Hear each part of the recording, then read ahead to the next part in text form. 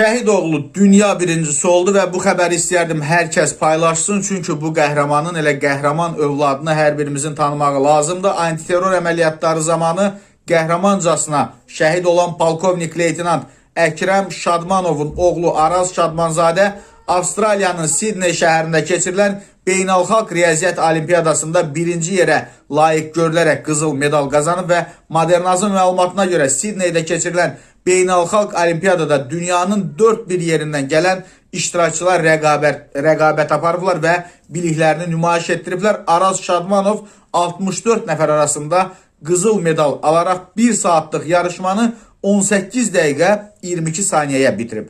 Qeyd edək ki, Araz Şadmanzadə ötən ilin dekabrında keçirilən IMEC Online Riyaziyyat Olimpiyadasında qızıl medal qazanaraq Sidney Olimpiyadasında iştirak hüququ qazanmışdı və biz də öz adımızdan təbrik edirik.